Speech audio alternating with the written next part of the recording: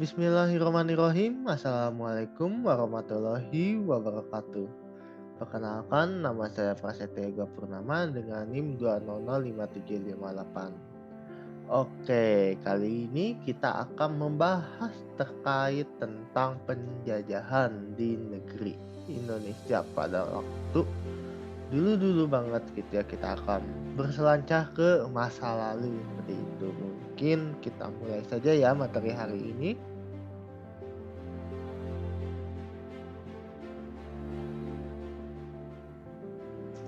Oke.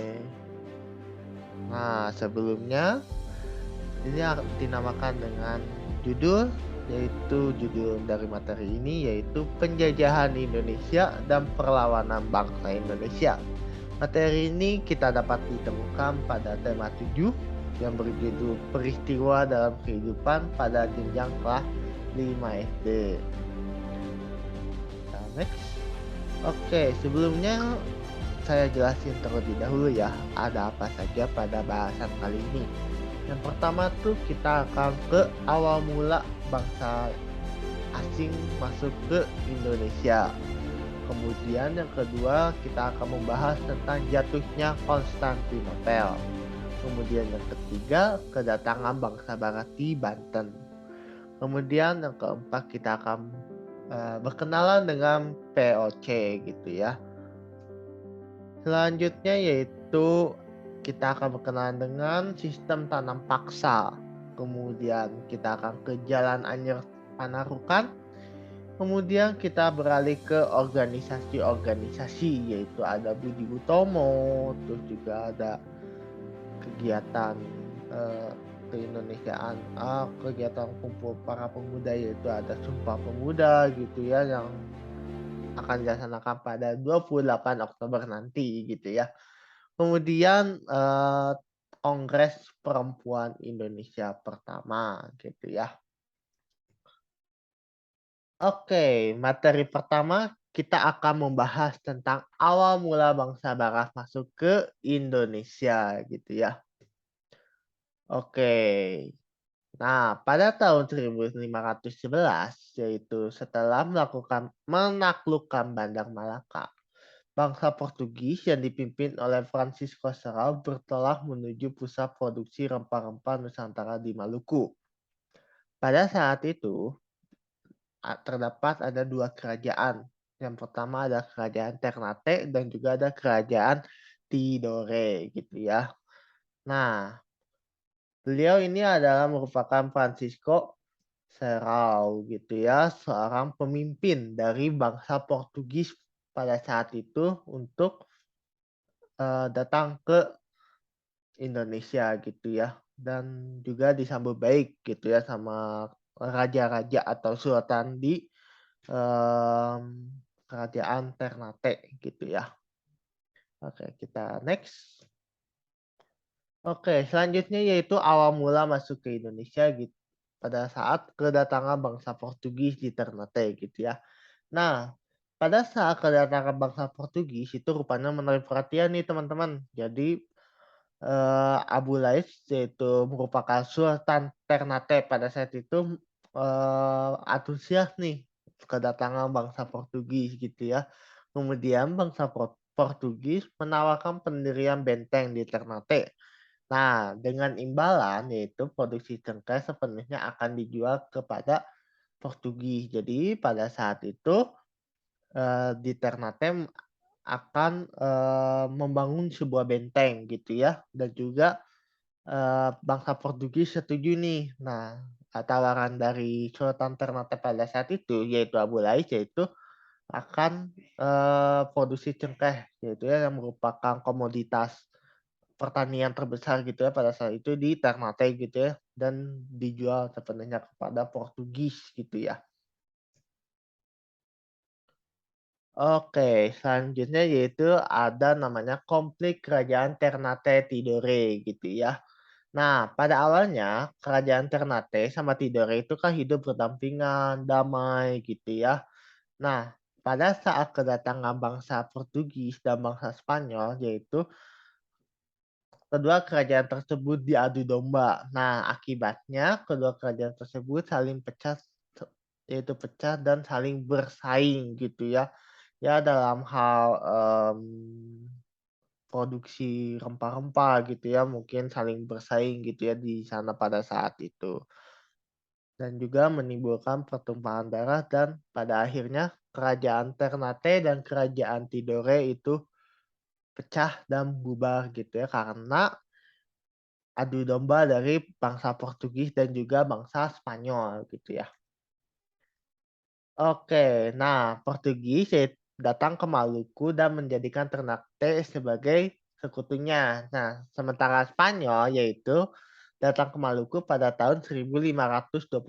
Berarti duluan Portugis terlebih dahulu ya untuk datang ke Maluku gitu ya. Nah, dengan menjadikan Tidore sebagai sekutunya, persaingan Portugis dan Spanyol untuk menguasai Maluku akhirnya mendorong kedua bangsa tersebut untuk menyelesaikan konflik. Nah, karena konfliknya berkepanjangan terus, akhirnya dicari jalan tengahnya, yaitu dengan mengadakan perjanjian Saragossa yang dilaksanakan pada tahun 1529. Nah, isi perjanjian Saragossa tersebut yaitu ada dua. Yang pertama, Spanyol harus meninggalkan Maluku dan memusatkan kolonialismenya di Filipina. Kemudian Portugis tetap melakukan aktivitas perdagangan di Maluku. Nah, perjanjian Saragossa tersebut menitik beratkan di Spanyol gitu ya, karena Portugis sudah lebih dulu datang gitu ya di Indonesia gitu ya, di Maluku gitu ya. Nah, kemudian pada tahun 1641 datang pedagang dari Belanda dan membentuk POC.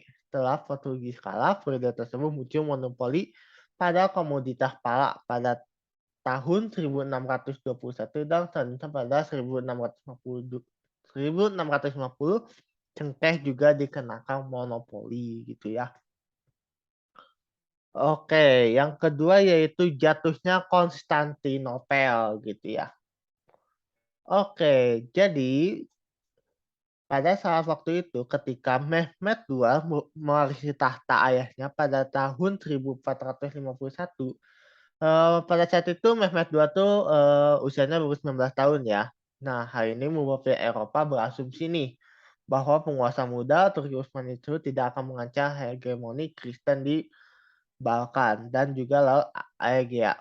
Nah, bangsa Eropa sempat merayakan penobatan Mehmed II dan berharap minimnya pengalaman yang dimilikinya akan menyesalkan Ottoman gitu ya. Nah, ternyata setelah 53 hari dikepung, Konstantinopel akhirnya jatuh dan menandai runtuhnya kekuasaan Bizantium dan berakhirnya abad pertengahan. Setelah menaklukkan kota, Mehmed II menjadikan Konstantinopel sebagai ibu kota Ottoman yang baru yang menggantikan Adrianople gitu ya, karena pada saat itu juga kejatuhan Konstantinopel itu membuat bangsa Barat tuh eh, kayak kalang kabut gitu ya, mungkin ya, kayak bingung nih akan mencari kemana lagi gitu ya pusat perdagangan gitu ya, apalagi kan dengan komoditas mungkin disebutnya sekarang itu impor gitu ya, mencari rempah-rempah tuh kemana lagi, dan akhirnya dimulailah perjalanan mencari tanah India gitu ya, karena tanah India merupakan tanah yang mungkin subur gitu ya, akan kaya rempah-rempah gitu. Terdapat video pembelajaran gitu ya, mungkin nanti boleh disimak gitu ya nanti teman-teman.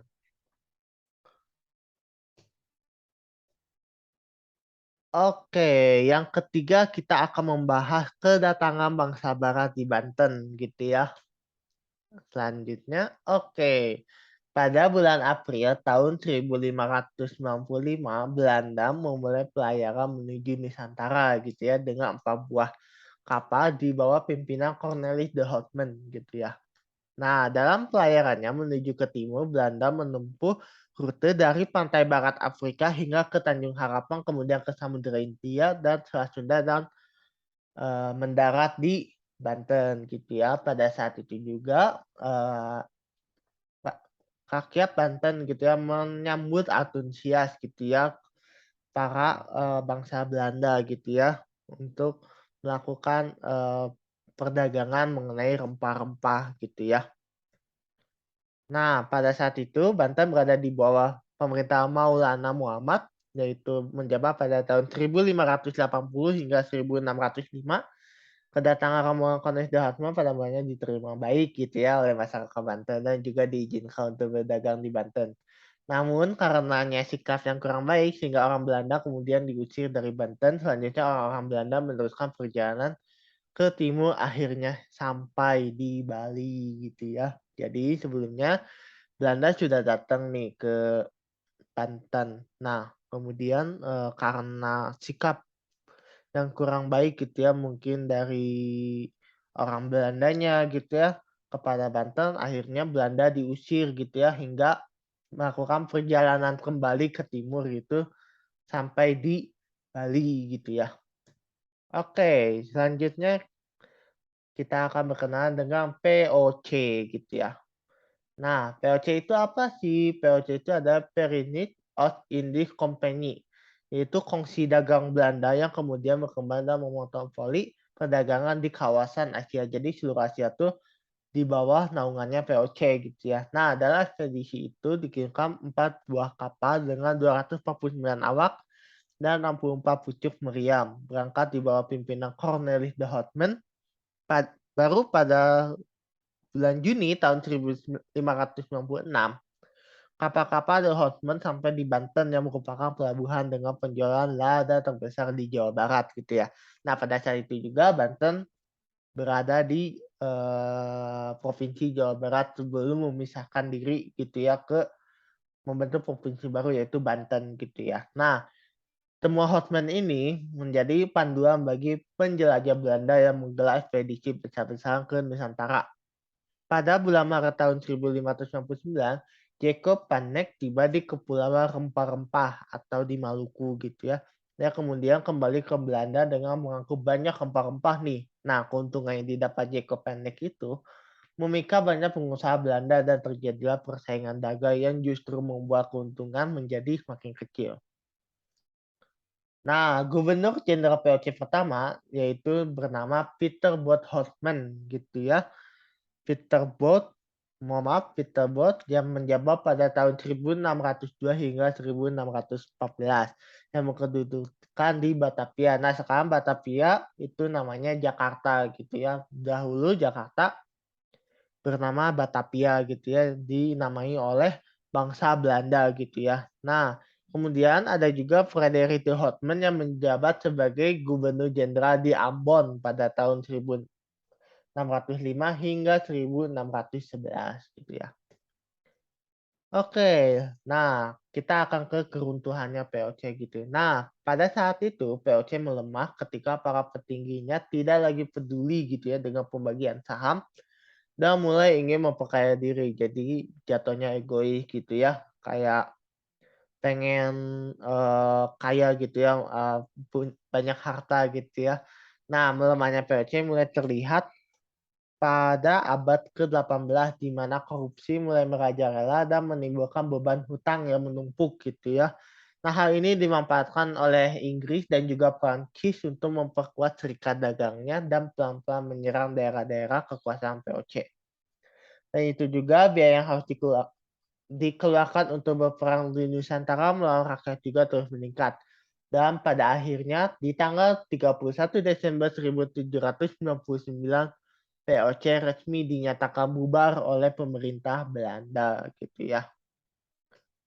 Oke, yang kelima kita akan ke sistem tanam paksa gitu. Oke, sistem tanam paksa. Belanda pada saat itu memperkenalkan sistem tanam paksa atau Koolthuisstelsel pada masa kepemimpinan Johannes van der Bosch. Nah, sistem tanam paksa ini adalah sistem yang mengharuskan rakyat melakukan proyek penanaman tanaman ekspor di bawah paksaan pemerintah kolonial Belanda. Nah, sistem tanam paksa pertama kali diperkenalkan di Pulau Jawa dan dikembangkan di daerah-daerah lain di luar Pulau Jawa. Nah, Tanaman ekspor apa aja sih yang dijadikan sistem tanam paksa, yaitu tentang rempah-rempah gitu ya.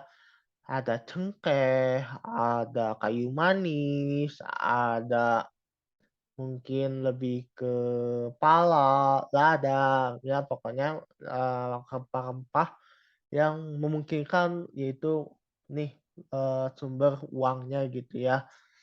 Nah, di Sumatera Barat sistem tanam paksa dimulai sejak tahun 1847 dan pada saat itu juga penduduk yang telah lama menanam kopi secara bebas dipaksa menyerahkan hasilnya kepada pemerintah kolonial yang pada saat itu yaitu Belanda gitu ya. Nah, sistem yang serupa juga diterapkan di tempat lain seperti di Minahasa, Lampung, dan Palembang gitu ya. Nah, itu mengapa di Sumatera itu komoditas kopi itu terbesar gitu ya dibanding di pulau-pulau lainnya gitu ya. Nah, latar belakang sistem tanam paksa. Nah, sistem tanam paksa ini dilatar belakangi oleh sejumlah peristiwa tersebut.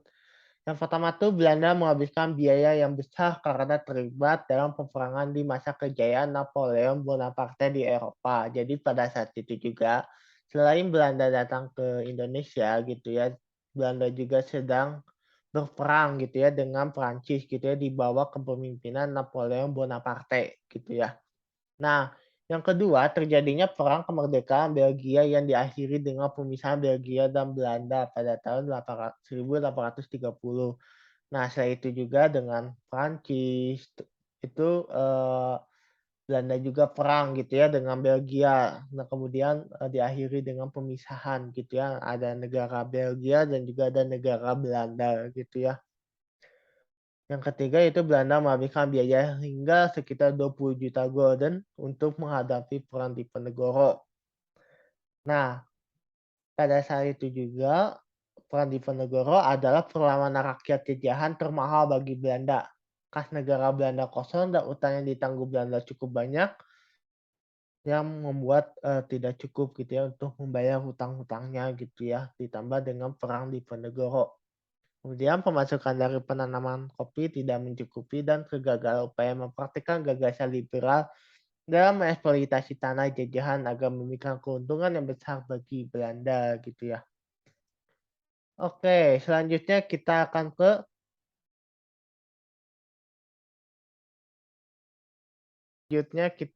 ke POC gitu. Oh, mohon maaf, yaitu Jalan Anyer dan Panarukan gitu ya.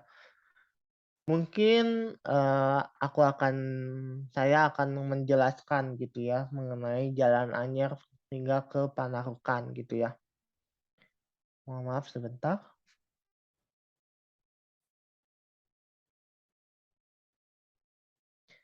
Oke, Jalan Raya Pos Anyer Panarukan ada jalan raya yang sepanjang 1000 kilometer gitu ya, yang membentang dari Anyer di Banten gitu ya hingga ke Panarukan di Situbondo, Jawa Timur gitu ya. Nah, pembangunan Jalan Raya Pos Anyer Panarukan itu dipimpin oleh Gubernur Jenderal Hindia Belanda yang pada saat itu bernama Herman William Daendels gitu ya.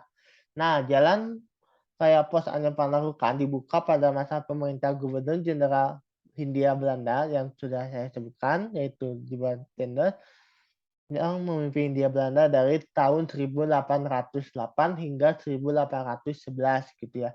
Nah, ketika itu Belanda di bawah kekuasaan Prancis, yaitu Prancis itu juga akan dipimpin oleh Napoleon Bonaparte gitu ya, dan mengutus Daendels untuk mempertahankan Hindia Belanda khususnya di Pulau Jawa gitu ya. Dari serangan Inggris, salah satunya usaha Daendels dalam mempertahankan Pulau Jawa adalah membangun jalan raya pos dari Anyer hingga ke Panarukan gitu ya. Nah, pembangunan jalan raya ini dipimpin oleh Pam Burcem yang jalan tersebut dibagi ke dalam 4 pos besar yaitu ada Banten, yaitu yang kedua ada Batavia, yang ketiga ada Semarang, yang keempat ada Surabaya gitu ya.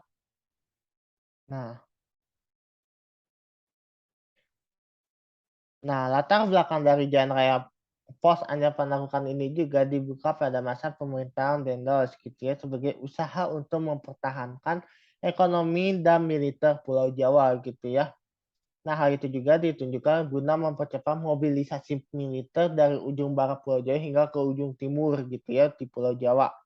Kepentingan militer itu juga untuk membendung Inggris yang diwaspadai akan menyerang Pulau Jawa gitu ya. Selain adanya motif militer, tujuan pembangunan Jalan Raya Pos juga berkaitan dengan kepentingan ekonomi juga gitu ya, khususnya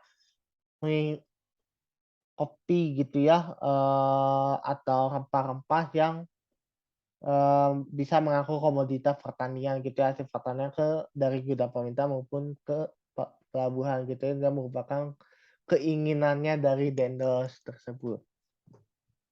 Oke, di sini ada video pembelajaran, nanti kalian boleh nih ya melihat gitu ya, isinya apa saja gitu. Oke, kita next. Selanjutnya kita akan ke Budi Utomo gitu ya.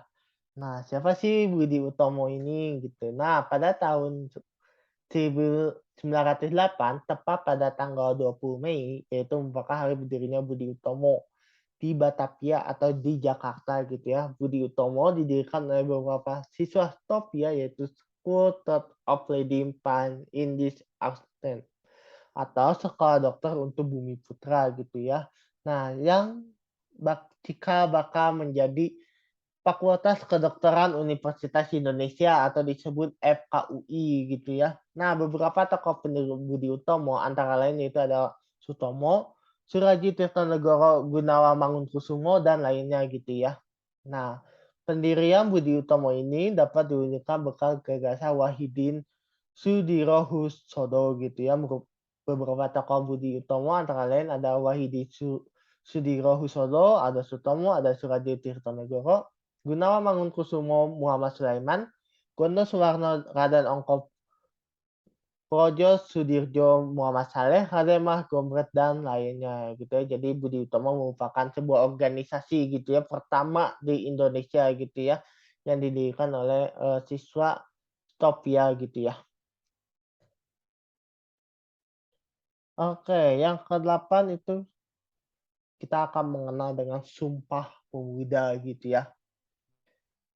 Nah, Sumpah Pemuda itu terdapat 3 rapat gitu ya. Yang pertama yaitu rapat pertama di Gedung Katolik ke Jonglingen gitu ya. Rapat pertama dilaksanakan pada hari Sabtu tanggal 27 Oktober tahun 1928 di Gedung KJB gitu ya atau Katolik Jonglingen gitu ya di lapangan Banteng. Dalam sambutannya Sugondo berharap kongres ini dapat memperkuat semangat persatuan dalam sanubari para pemuda. Nah, acara ini juga dilanjutkan dengan uraian Muhammad Yamin tentang arti dan hubungan persatuan dengan pemuda. Menurutnya ada 5 faktor yang bisa memperkuat persatuan Indonesia, yaitu ada sejarah, bahasa, hukum adat, pendidikan, dan juga kemauan.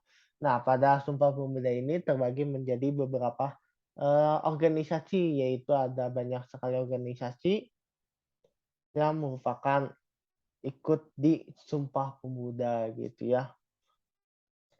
Oke, yang kedua yaitu dilaksanakan di Gedung OS Japa Bioskop. Nah, dilaksanakan pada hari Minggu tanggal 28 Oktober tahun 1928 membahas masalah tentang pendidikan. Kedua pembicara Purnomo Wulan dan juga Sarmidi Sakoro berpendapat bahwa anak harus mendapatkan pendidikan kebangsaan. Pula ada keseimbangan antara pendidikan di sekolah dan juga di rumah. Anak juga harus dididik secara demokratis gitu ya untuk hasilnya.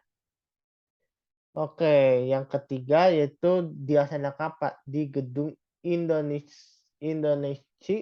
Club His Kramat gitu ya. Pada sesi berikutnya Sunario menjelaskan pentingnya nasionalisme dan demokrasi, meninggalkan kepanduan, sedangkan Ramelan mengemukakan gerakan kepemimpinan tidak bisa dipisahkan dari pergerakan nasional.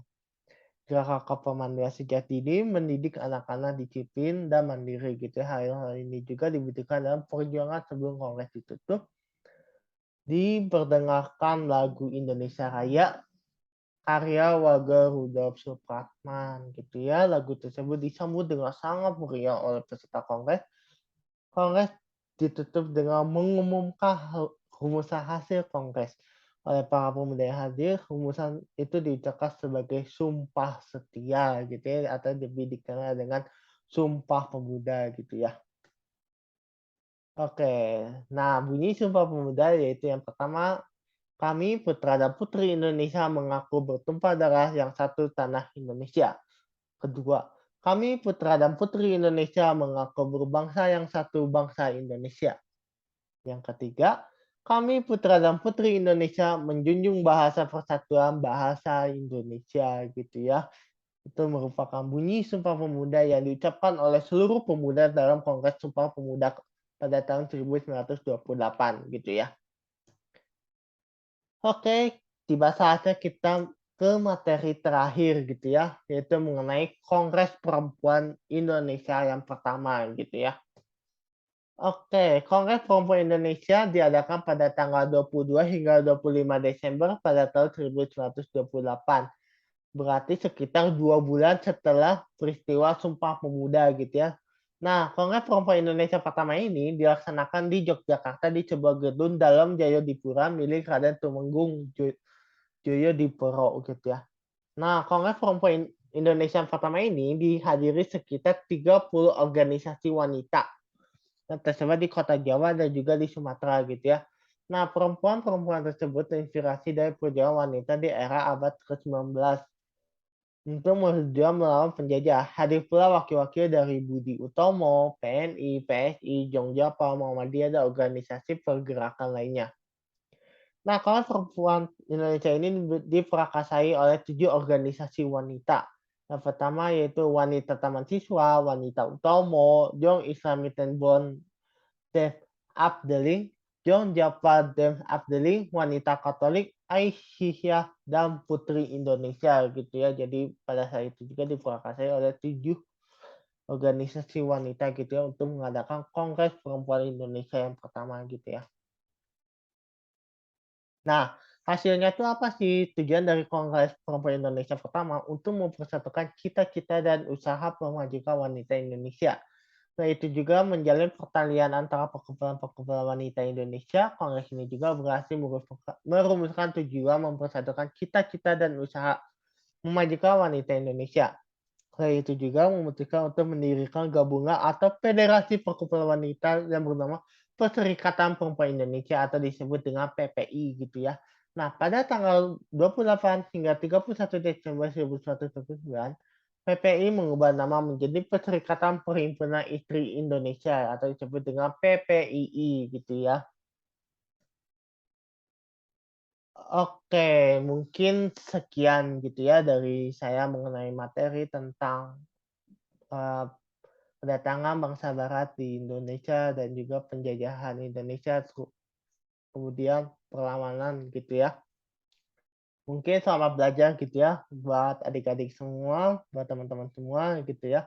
Semoga ilmu yang bisa kita dapatkan dapat meraih keberkahan dari Allah Subhanahu wa taala. Amin ya rabbal alamin. Mungkin cukup sekian gitu ya.